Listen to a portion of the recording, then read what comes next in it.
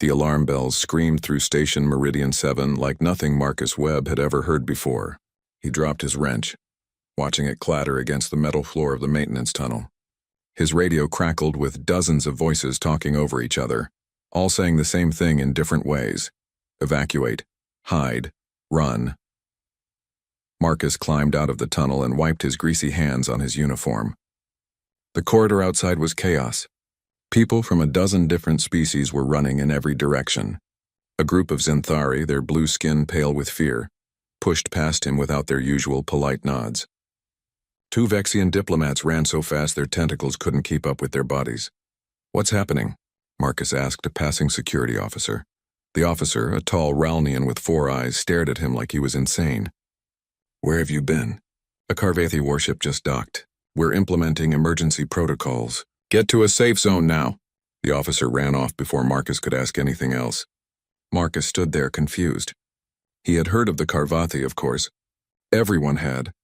They were the warriors that entire civilizations feared. Stories about them were told in every bar across the galaxy.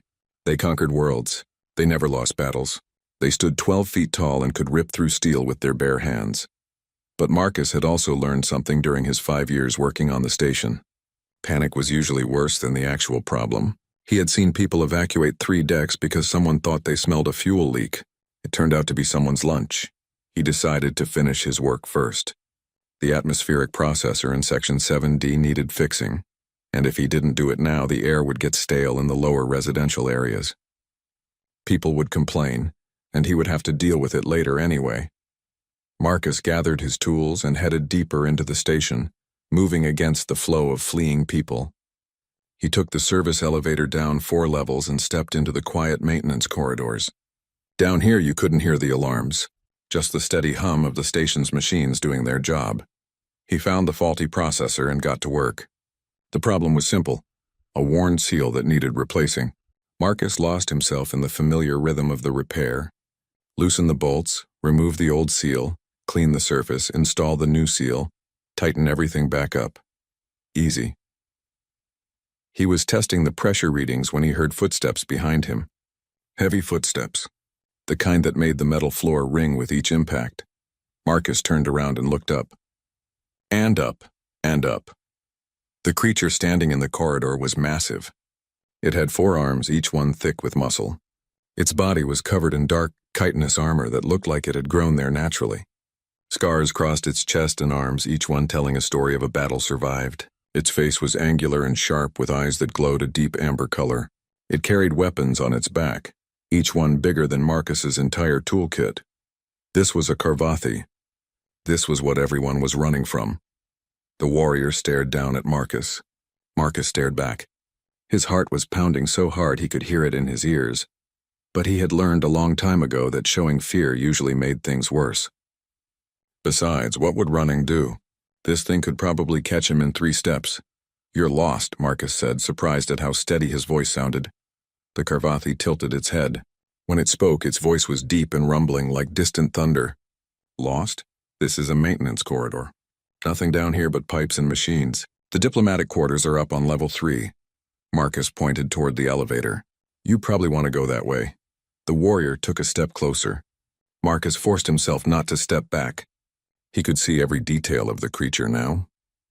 The way its amber eyes studied him, the slight twitch of its upper left hand near a weapon, the scars that crossed its face, including one that went right through where an eyebrow would be on a human. "You do not run," the Carvathi said. It wasn't a question. "Would it help?" Marcus asked. Something that might have been amusement flickered across the warrior's face. "No. Then I'd just die tired." Marcus shrugged. "I'm Marcus, by the way. Maintenance engineer." "And you are?" "Krathzar. Observer for the Carvathi Empire." The warrior's eyes narrowed. "You are human." "That's right, I have read about your species. You are known for irrational bravery. Some call it stupidity." Marcus laughed, and even he could hear the nervousness in it. "Yeah, we get that a lot. Look, I don't know what an observer does, but I do know that you're probably supposed to be somewhere that isn't a maintenance tunnel. How about I show you the way?" Krathzar studied him for a long moment. Marcus could almost see the thoughts moving behind those amber eyes. Was this human an idiot? Was he brave? Was he dangerous somehow? Finally, the warrior nodded once. Lead, Krathzar said. Marcus picked up his toolkit and started walking. He could hear Krathzar following behind him, each footstep a small earthquake. They took the elevator up in silence. Marcus couldn't help but glance at the warrior's reflection in the polished metal doors. Krathzar was watching him the whole time, studying him like he was a puzzle that needed solving. When the elevator doors opened on level 3, 2 security officers were waiting outside. They saw Krathzar and immediately reached for their weapons. Marcus stepped between them before anyone could do something stupid. Easy, Marcus said. He's just heading to his quarters. Right, Krathzar? The warrior nodded slowly. The security officers looked at Marcus like he had grown a second head, but they stepped aside. Marcus led Krathzar down the corridor to the diplomatic quarters. A suite had been prepared, one with reinforced walls and a ceiling high enough for the warrior's considerable height. This should be it, Marcus said, pointing to the door. If you need anything, just call the station services. They'll send someone. They will send you? Krathzar asked. Marcus laughed. Me? No, I just fix broken machines. They'll send someone important. You walked with me. The others ran. That is important. Marcus didn't know what to say to that. He shrugged again. Just seemed like the practical thing to do. You weren't attacking anyone. You were just lost. Krathzar made a gesture with his upper right hand, touching 2 fingers to his chest and then extending them toward Marcus. Marcus had no idea what it meant, but it felt significant. I will remember you, Marcus Webb, Krathzar said. Then the warrior turned and entered his quarters. The door closed behind him with a heavy thud. Marcus stood in the corridor for a moment, wondering what had just happened. Then he shook his head and headed back to work. He still had 6 more maintenance requests to handle before his shift ended. What Marcus didn't know was that the gesture Krathzar had made was a Karvathi mark of interest. It meant that the warrior had found something worth studying. In Karvathi culture, that mark could lead to 2 things, friendship or combat, sometimes both. And Marcus definitely didn't know that his name was already spreading through the station. The human who walked with the Karvathi, the man who showed no fear. People would talk about this day for years to come, but right now, Marcus just wanted to finish his shift and get some dinner. He had no idea that he had just changed the future of the entire galaxy. Marcus became famous overnight, though he wished he hadn't. The next morning, he walked into the station cafeteria and the entire room went quiet. People stared at him. Some whispered to each other. A group of humans from the agricultural section actually got up and moved to a different table when he sat down. Marcus tried to ignore it and focus on his breakfast, but it was hard when everyone kept looking at him like he had done something crazy. Is it true? Someone asked. Marcus looked up to see Chen, another maintenance worker from his shift. Did you really walk with that thing? His name is Krathzar, Marcus said. And yeah, I showed him to his quarters. He was lost. Chen shook his head. Man, you've got guts. Or you're stupid. I haven't decided which. Marcus was starting to wonder the same thing. Station Command had called him in for a meeting that morning. 3 different officers had asked him the same questions over and over. What did the Karvathi say? What did he want? Did he threaten you? Marcus told them the truth, but he could tell they didn't believe him.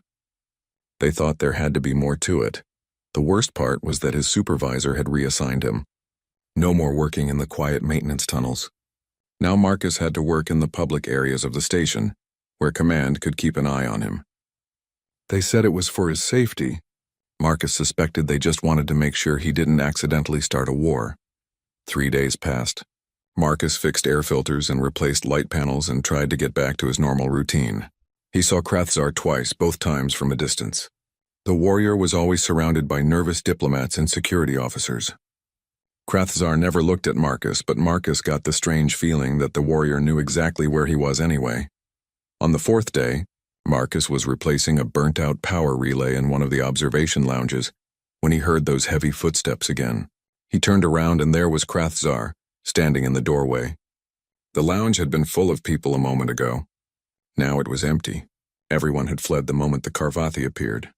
Hello, Marcus said, because someone had to say something. You are working, Krathzar observed. That's what they pay me for. Marcus went back to the power relay. His hands were steady, which surprised him.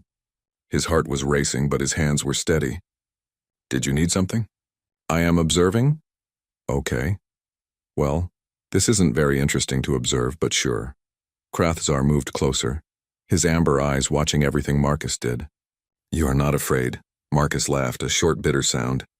I'm terrified. My heart is going crazy right now. I'm just really good at pretending. This seemed to confuse the warrior.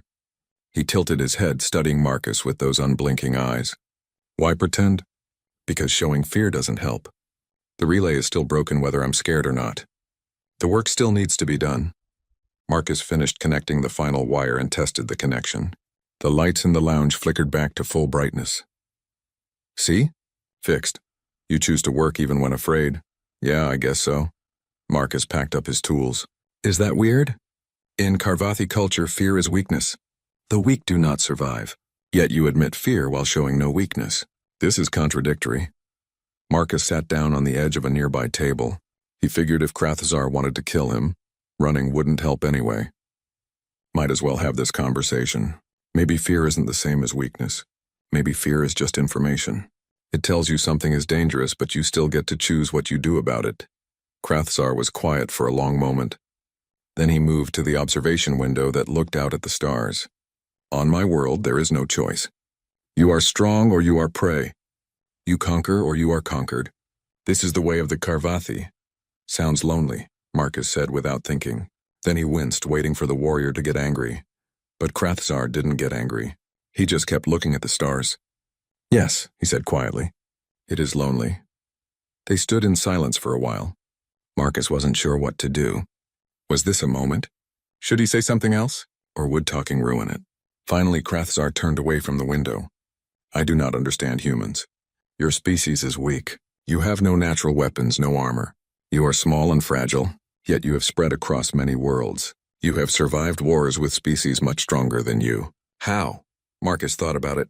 He had never really considered why humans were successful. They just were. We adapt, I guess. And we're stubborn. When something doesn't work, we try something else. We use tools. We work together. We make friends with people who are different from us. He paused. Well, most of us do. Some humans are just as scared of different as everyone else. These others on the station, they fear me. Yeah, you do not. I told you I'm afraid. I just don't let it stop me. Marcus picked up his toolkit. Look, I've got more work to do. But if you want to keep observing, you can come along. Fair warning, though, I'm just going to be fixing a broken recycler in Section 4. It's really boring stuff. Krathzar considered this. Then he nodded. I will observe boring human work. So Marcus led the way and Krathzar followed. People scattered ahead of them like fish before a shark. Marcus tried not to let it bother him, but it did. He had friends on this station. People he ate lunch with. Now they all looked at him like he was crazy or dangerous or both. Marcus fixed the recycler while Krathzar watched. Then he repaired a door that wouldn't close properly. Then he replaced a water filter. The whole time, Krathzar asked questions. Why did Marcus do the work this way instead of another way? Why did he use this tool instead of that one? Why did humans build machines with so many small parts? Marcus answered as best he could. It was strange, having a conversation with someone who could probably rip him in half without effort. But it was also kind of nice. Krathzar actually listened to his answers. He didn't just ask questions to be polite. He genuinely wanted to understand. They ended up in the station commissary at the end of Marcus's shift. Marcus bought a sandwich and coffee. Krathzar didn't eat, but he sat across from Marcus at one of the small tables. The entire commissary was empty except for them. Everyone else had left the moment they arrived. This happens every day now, Marcus said, looking around the empty room. People see you coming and they run. Doesn't that bother you? I am Karvathi. It is natural for others to fear us, but do you like it? Krathzar was quiet. His 4 hands rested on the table, each one capable of crushing Marcus's skull. But they just rested there, still and careful. No, he finally said. I do not like it. But it is the way of things. Doesn't have to be, Marcus said. People are scared because they don't know you. All they know are the stories. Big, scary warrior race that conquers planets. But you're just a person. Well, a very large person with 4 arms and armor skin. But still a person. You get confused when you're lost. You ask questions when you're curious. That's not scary. That's just normal. You see me as normal? Marcus shrugged. I see you as someone I'm having a conversation with. The rest is just details. Krathzar stared at him for a long time. Then he made that same gesture again. the one with his upper right hand. 2 fingers to his chest, then extended toward Marcus. "You are strange, Marcus Webb. But I am beginning to think strange is not bad." The next day, Marcus found a message waiting at his quarters. Station Command wanted to see him immediately. When he arrived at their office, 3 officers were waiting. They all looked worried.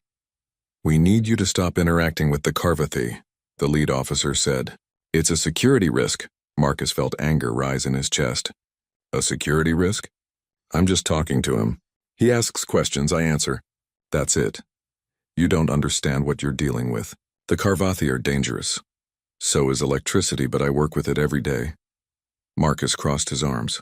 "Show me the regulation that says I can't talk to a diplomatic guest of the station." The officers looked at each other. One of them pulled up a screen and started searching through the station codes. Marcus waited. He knew what they would find. Nothing. There was no rule against fraternizing with visitors. "This is highly irregular," the lead officer said. "So file a complaint." Marcus stood up. "If that's all, I have work to do." He left before they could stop him. His hands were shaking now, but not from fear. From anger. He was tired of people treating Krathzar like a monster. He was tired of everyone assuming the worst. Marcus didn't know it, but Krathzar was having similar thoughts. The warrior stood in his quarters looking at the datapad the Carvathy Empire had sent him.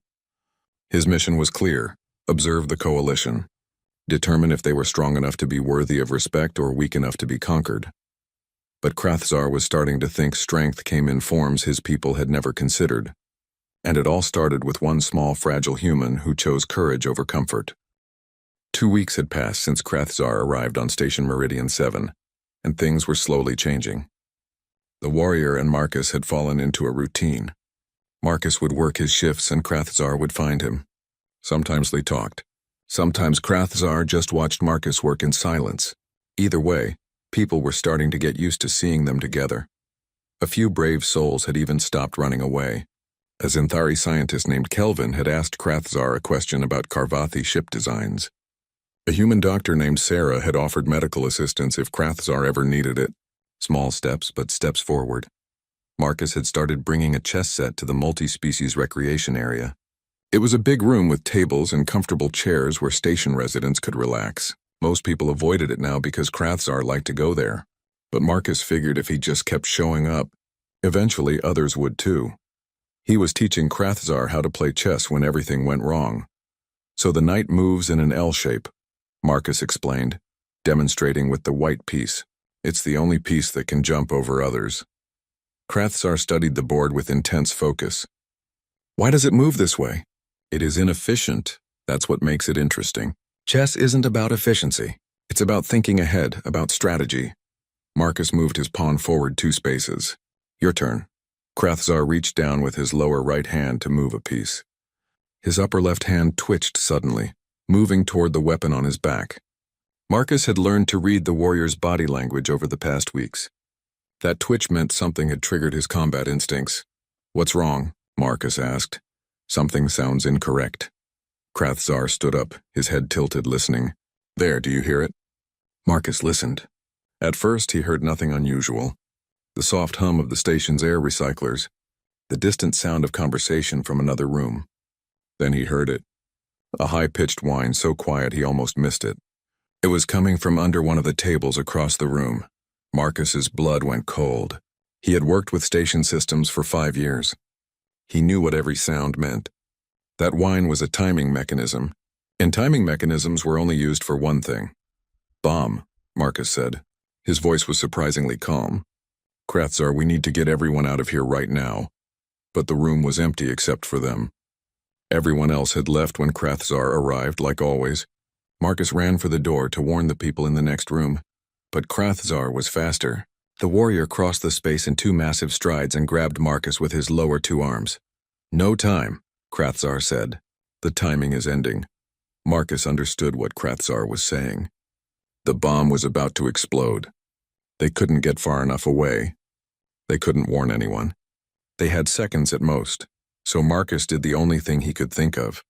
He twisted in Krathzar's grip and shoved against the warrior's chest with all his strength.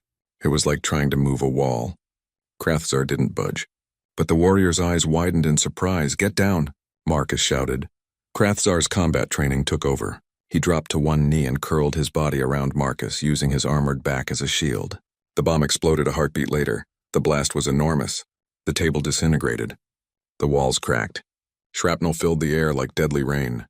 Krathzar's armor absorbed most of it, but pieces found gaps between the chitinous plates. The warrior's body jerked as metal fragments cut into his flesh. He didn't make a sound. Marcus felt the heat of the explosion. He felt Krathzar's body shudder with each impact. Then everything went quiet except for the ringing in his ears. "Krathzar?" Marcus tried to move, but the warrior's arms held him pinned. "Krathzar, are you okay?" Slowly, carefully, Krathzar's arms loosened. The warrior stood up, and Marcus saw green blood dripping from a dozen wounds. One of Krathzar's upper arms hung limp. Burns marked his chest and legs where the armor had been thinnest. "You are unharmed?" Krathzar asked. His voice was steady despite the injuries. Marcus checked himself. He had a cut on his forehead. His ears were ringing. His back hurt where he had hit the floor. But he was alive. "I'm okay." "You're not. We need to get you to medical." "Why did you push me?" Krathzar asked. "You had time to run." "Yeah, and you would have died." Marcus grabbed Krathzar's good upper arm, trying to steady the warrior. "Come on, medical bay, now!" Alarms were blaring. Security teams were rushing toward them. People were shouting questions. Marcus ignored all of it. He just focused on getting Krathzar to help. The medical bay erupted into controlled chaos when they arrived. Dr. Sarah took one look at Krathzar and started barking orders.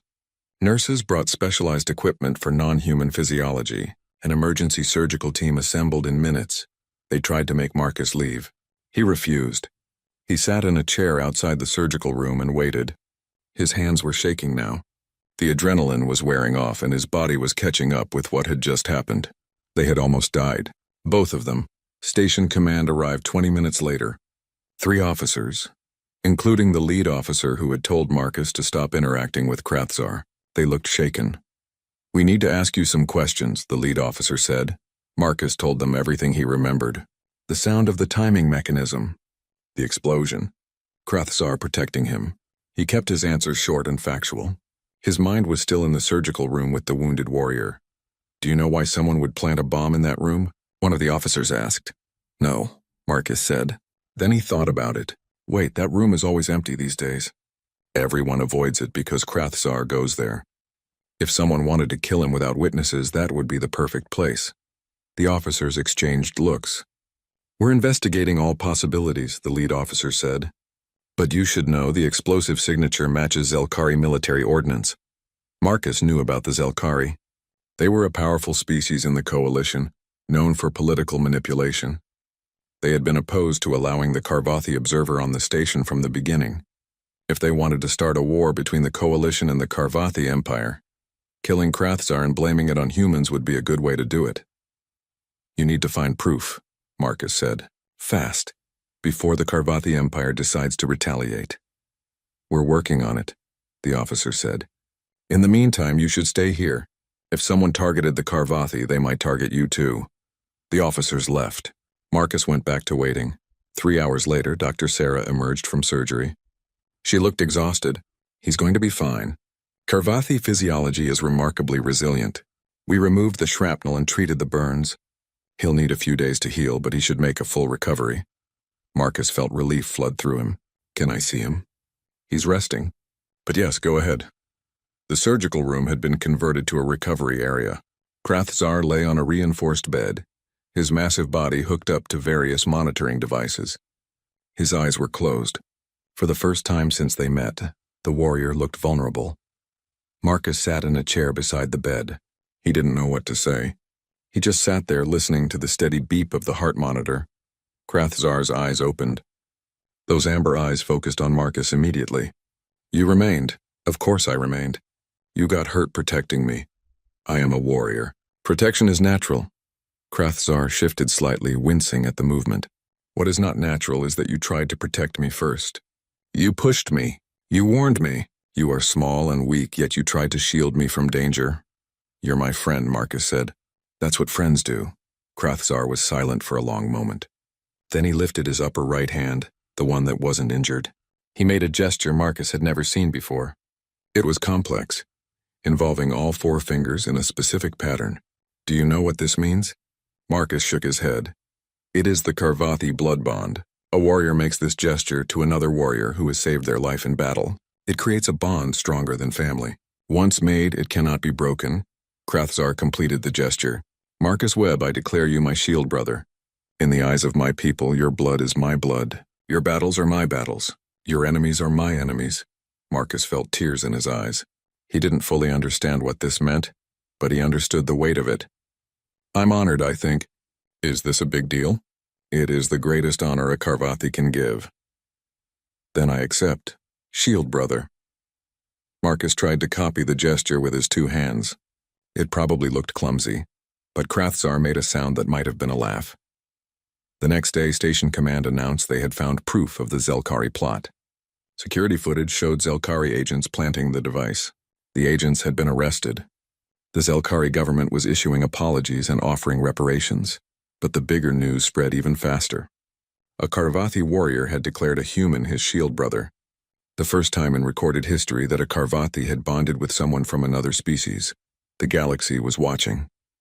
And the galaxy was starting to wonder if maybe humans and Karvathi had more in common than anyone had thought. In his quarters, Krathzar received a message from the Karvathi Empire. His report on humanity had reached the War Council. They were intrigued. They were sending a fleet to conduct a formal evaluation of the human species. Krathzar had 30 days to prepare his shield brother for what was coming. 30 days to teach Marcus how to survive a test that most species failed. The 12 Karvathi warships appeared at the edge of Coalition space exactly 30 days after the bombing. They were massive vessels, each one capable of destroying a planet. Sensors across 100 worlds detected them simultaneously. Panic spread through the Coalition like wildfire. Marcus stood beside Krathzar in the station's observation deck, watching the ships grow larger as they approached. His stomach was in knots. Krathzar had spent the past month preparing him, training him, teaching him everything he could about Karvathi culture. But Marcus still felt completely unprepared. Remember, Krathzar said quietly, the War Council respects truth above all else. Do not try to appear stronger than you are. They will see through deception instantly. So just be myself? Yes, be the human who walked toward me instead of away. That is the human they need to see. The Karvathi fleet docked at the station. The War Council emerged. 7 warriors even larger than Krathzar. Each one bore scars from countless battles. Each one moved with the deadly grace of a perfect predator. Station security backed away so fast they nearly tripped over themselves. The eldest warrior stepped forward. His armor was dark green, almost black, and covered in more scars than Marcus could count. When he spoke, his voice echoed through the docking bay. I am War Leader Tharkin. We have come to evaluate the species called human. If they prove worthy, we will consider them equals. If they prove weak, they will be marked as prey species. These are the terms. Coalition diplomats rushed forward, trying to negotiate. Tharkin ignored them. His amber eyes swept across the assembled crowd until they found Marcus. You, the one called Marcus Webb. My subordinate Krathzar has spoken of you. Step forward. Marcus's legs felt like water, but he walked forward. He stopped a respectful distance from the War Council and tried to keep his voice steady. I'm Marcus Webb. Krathzar has declared you shield brother. This is unprecedented. You are small, weak, unarmed. Yet my warrior claims you possess strength. Tharkin leaned down, his massive face inches from Marcus's. I do not see it. That's okay, Marcus said. I don't see it most days either. Several of the War Council members made sounds of surprise. Tharkin's eyes narrowed.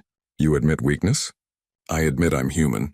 We're not built like Karvathi. We don't have your armor or your size or your strength. But we're still here. We're still surviving. That has to count for something. Tharkin straightened up. Perhaps. We shall see. The Karvathi War Council will conduct 3 trials. Combat prowess, strategic wisdom, cultural worth. Krathzar has chosen you as humanity's representative. If you fail, your entire species will be marked for future conquest. Marcus heard gasps from the crowd behind him. Someone shouted that this wasn't fair, that one person couldn't represent an entire species. Marcus agreed, but he also understood this was how Karvathi culture worked. Individual worth determined collective value. I'll do my best, Marcus said. We shall see, Tharkin repeated. The first trial begins now. Combat prowess. You will face Warsec and Drathek in unarmed combat.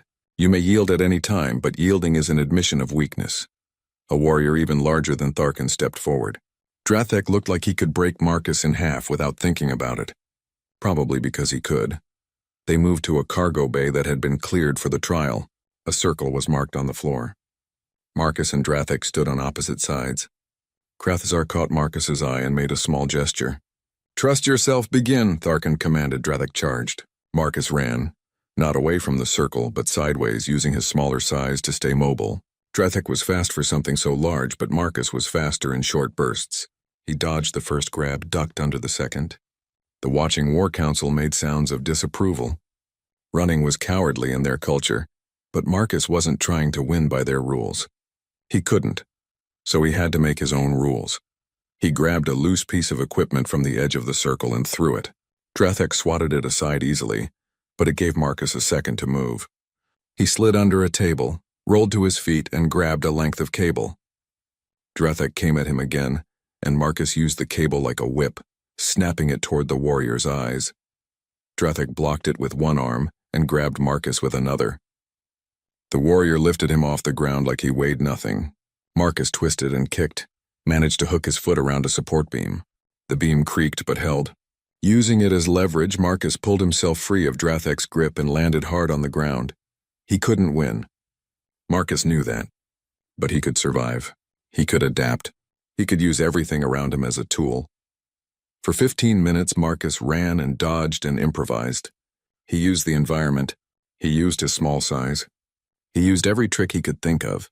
He got hit more than once, felt ribs bruise and breath knocked from his lungs. But he kept getting back up. Finally, Drathek cornered him. All four arms grabbed Marcus and pinned him completely. Yield, the warrior commanded. Marcus considered it. He was exhausted. Everything hurt. He had clearly lost. But something Krathzar had said echoed in his mind. Truth above all else, no. Marcus gasped. I can't beat you. I know that. But I won't yield. Yielding means giving up, and humans don't give up. We keep trying until we literally can't anymore. Drathek stared at him. Then the warrior looked at Tharkin. Tharkin made a gesture. Drathek released Marcus and stepped back. You lost, Tharkin said flatly. Yes, Marcus agreed, holding his bruised ribs. But I survived. Against an opponent who could have killed me in seconds. I survived for 15 minutes using nothing but my brain and my stubbornness. If that's not strength, I don't know what is. The War Council was silent. Then Tharkin nodded once. Acceptable. Your combat prowess is weak but clever. The second trial begins now. Strategic wisdom. They moved to a command center. Holographic displays showed a simulation of a space battle. The Karvathi presented Marcus with an impossible scenario. A small human fleet surrounded by a much larger enemy force. No reinforcements. No escape routes. No way to win. Marcus studied the simulation. Every tactical option led to defeat. This was a no-win scenario designed to test how he responded to hopelessness. What do you do? Tharkin asked. Marcus thought about every war movie he had ever seen. Every strategy game he had played. Every story about impossible victories. Then he thought about what Krathzar had taught him about Karvathi culture. They valued strength and victory above everything else. I don't, Marcus said. Explain. This scenario assumes I have to fight. But fighting isn't the only option. Strategic wisdom means knowing when not to fight. Marcus gestured to the simulation. This enemy has me surrounded. They have more ships, more weapons, more resources. Fighting them would cost thousands of lives on both sides. So instead I'd try to talk to them. Find out what they want. See if there's a way to give it to them without anyone dying. That is cowardice, one of the War Council said, is it? Marcus turned to face them. The Karvathi have fought for thousands of years. You've conquered hundreds of worlds. You've won countless battles. But how many friends do you have? How many species look at you with respect instead of fear? You're strong, but you're alone. Is that really victory? Tharkin's expression was unreadable. You would choose peace over victory? I'd choose not throwing away lives for no reason. Victory is worthless if everyone dies achieving it. Marcus took a breath. The Karvathi measure strength by battles won. Humans measure success by problems solved. Sometimes solving a problem means fighting. Sometimes it means talking. Sometimes it means walking away and trying again tomorrow. The War Council conferred among themselves in their own language. Marcus couldn't understand the words, but he could read their body language. Some were angry, some were thoughtful. All of them were surprised. Finally, Tharkin spoke. "You reject our scenario entirely. This is bold, perhaps foolish, but it is honest." He paused. "The third trial, cultural worth. Prove that humanity offers something valuable to the galaxy." This was the trial Krathzar had said was most important. The Karvathi didn't respect weakness, but they did respect contribution. Marcus had spent weeks thinking about what to show them. He didn't show them human weapons technology. The Karvathi had better weapons. He didn't show them human ships. The Karvathi had better ships. Instead, Marcus pulled up a data file he had prepared. "This is a recording from Earth," Marcus said. "It's an orchestra playing a piece of music called the Ninth Symphony. It was written by a human named Beethoven, who was deaf when he composed it. He created something beautiful despite being unable to hear it himself." The music filled the command center. The War Council listened in silence. When it ended, Marcus showed them more. Human paintings, human poetry, human stories of tragedy and triumph, of love and loss, of finding meaning in a universe that often seemed meaningless. "We're not the strongest species," Marcus said. "We're not the smartest or the longest lived or the most advanced. But we're good at taking our pain and our joy and our confusion and turning it into something that matters. We make art, we tell stories. We find ways to connect with each other even when we're completely different." "Why does this matter?" asked one of the War Council. "Because strength without purpose is just violence. You asked what humanity offers the galaxy. We offer perspective. We offer creativity." Krathzar stepped forward into the center of the command center. Every being in the room watched him. Marcus could barely breathe. The fate of billions of humans rested on what his friend would say next. "War Leader Tharkin, Honored War Council," Krathzar began. His voice was formal, ritualistic. "I have observed the species called human for many weeks. I have studied their ways. I have fought beside one of them. I have been saved by one of them. And I must speak truth as our code demands." Krathzar turned to face his fellow Karvathi. "Our people have a saying. The strong survive. The weak perish. This has guided us for 10,000 years. We have conquered worlds. We have never known defeat. We are warriors without equal." Marcus felt his heart sink. This sounded like Krathzar was going to vote against humanity. "But," Krathzar continued, and the single word echoed through the chamber. "In all our strength, in all our victories, what have we gained? We rule through fear. We stand alone in the galaxy. Every species flees from us. We have no allies. Only subjects and enemies." Tharkin's eyes narrowed, but he didn't interrupt. "Humans are weak by our standards," Krathzar said. "They have no natural weapons. No armor, they can be killed easily. But they have something we lack. They have the strength to be vulnerable, the courage to admit fear while acting anyway, the wisdom to seek connection instead of conquest." Krathzar looked at Marcus. "My shield brother is small. He could not defeat me in combat. He could not match my strategic training. He has no great weapons to offer. But he walked toward me when all others ran. He risked his life to save mine. He showed me that strength comes in forms I never imagined." The War Council stirred, some in agreement, others in anger. Krathzar raised his upper right hand for silence. "I vote that humanity has passed our trials. But I vote for more than that." Krathzar's voice grew stronger. "I propose that the Karvathi Empire form an alliance with the Coalition, with humanity serving as the bridge between our peoples. We have much to learn from them, and perhaps they have something to learn from us." "Impossible," one of the War Council shouted. "We do not make alliances. We conquer or we ignore. There is no third path." "Then perhaps it is time we create one," Krathzar said. "For 10,000 years we have followed the same way. It has made us strong, but it has also made us alone. I have experienced something different these past weeks. I have experienced friendship, trust, connection without hierarchy. And I tell you, my brothers, it is not weakness. It is a different kind of strength." Tharkin was silent, his ancient eyes studying Krathzar. Finally he spoke. "You speak of changing our most fundamental beliefs. You ask us to abandon the way of our ancestors." "No," Krathzar said. "I ask us to evolve.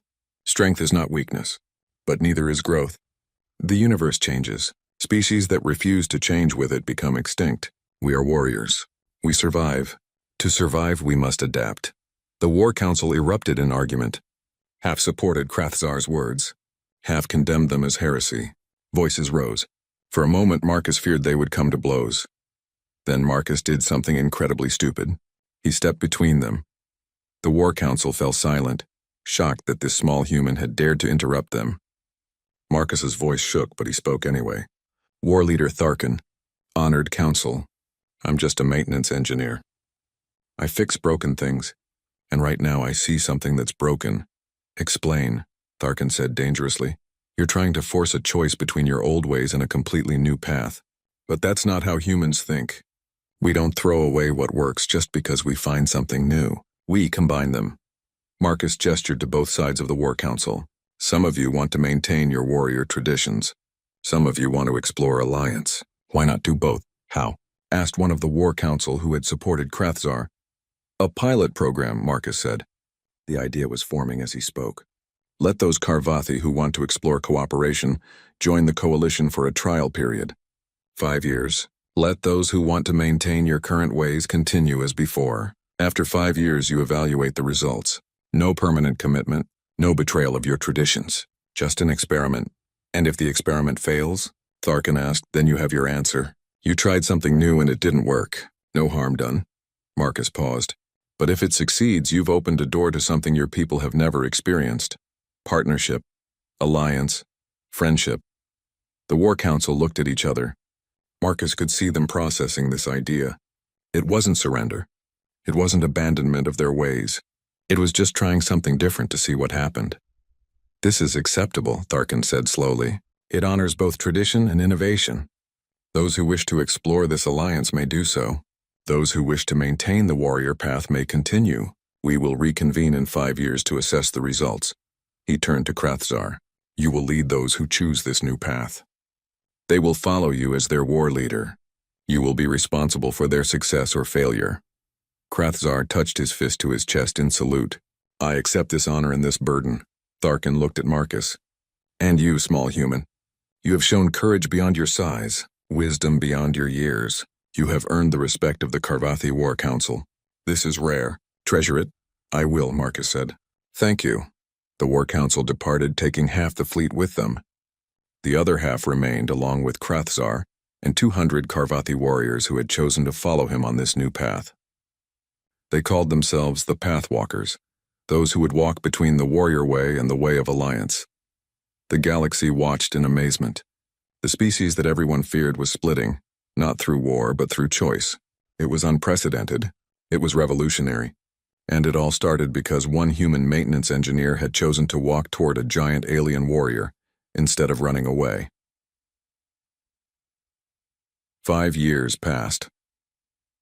Station Meridian 7 transformed completely. The Pathwalker Karvathi integrated into coalition life, though they maintained their warrior culture and pride. They trained coalition security forces, sharing combat techniques in exchange for learning about negotiation and diplomacy. Human engineers worked alongside Karvathi shipwrights, combining human creativity with Karvathi durability to create new ship designs that served both peoples. The recreation area that had once been empty was now the busiest place on the station. Species that used to fear each other now gathered there to learn from one another. The chess tables were always full. Karvathi warriors learned human games. Humans learned Karvathi meditation techniques. Zenthari scientists discussed theories with Karvathi strategists. Marcus was no longer just a maintenance engineer, though he insisted on keeping the job. He was now the official cultural liaison between humans and Karvathi, a role that basically meant he continued doing what he had always done, talking to people, fixing problems, and reminding everyone that underneath all the differences, they were all just people trying to survive in a big, scary universe. Krathzar thrived as leader of the Pathwalkers.